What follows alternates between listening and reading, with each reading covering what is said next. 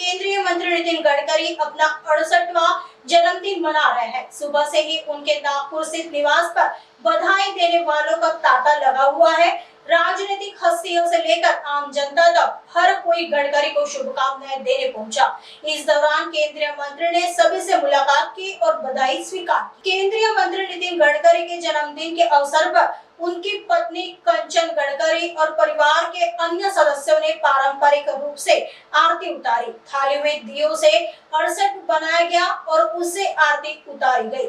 इस अवसर पर कंचन गडकरी और परिवार के अन्य सदस्य पारंपरिक वेशभूषा में नजर आए। यही नहीं, केंद्रीय मंत्री की पोतियों और नातियों ने अपने दादाजी को उपहार भी दिए। इस दौरान गडकरी का पूरा परिवार मौजूद रहा। जन्मदिन के मौके पर केंद्रीय मंत्री ने कहा कि दूर दूर से जो लोग मुझे बधाई दे रहे हैं, जाति धर्म और पंथ से ऊपर उठकर मुझे प्यार मिल रहा है, यही मेरे जीवन की सबसे बड़ी पूंजी है।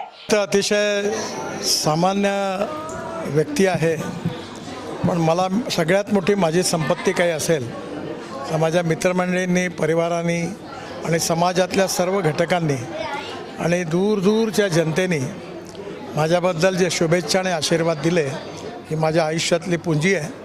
आणि हे आशीर्वाद मला नक्कीच समाजाकरता, देशाकरता चांगलं काम करण्याची प्रेरणा देत राहील आणि जोपर्यंत मला करता येईल तोपर्यंत मी काम करत राहील। आणि म्हणूनच माझ्या ऑफिसमध्ये मी एक संस्कृत सुभाषित लिहून ठेवला आहे की मनसा सततम स्मरणीयम, वचसा सततम वदनीयम, लोकहितम मम करणीयम। या समाजातल्या तळागाळातल्या शेवटच्या माणसापर्यंत त्याचं जीवन बदलवण्याकरता जे जे काम मला करता येईल ते करण्याचा मी पूर्ण ताकदीने प्रयत्न करीन। हाच माझा संकल्प आहे। जोपर्यंत मी आहे तोपर्यंत ते नक्की करत राहील। तुम्ही कधीच संपत नाही, कारण जेवढी माणसं आहेत तेवढी समस्या आहेत, पण त्या सोडवण्याचा प्रयत्न पॉझिटिव्हिटी समोर ठेवून करणं हे प्रत्येकाने करत राहायला पाहिजे। मी त्याचा प्रयत्न करत असतो।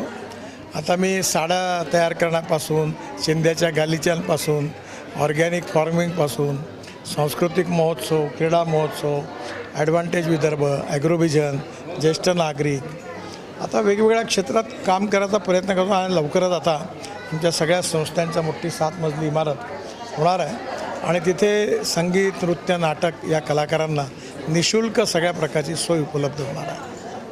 नागपूर हे माझं जन्मस्थान आहे, हृदयस्थान आहे। नागपूरचं ऋण आहे की नागपूरच्या जनतेने दिलेल्या प्रेमातूनच मी आज देशामध्ये काम करू शकलो।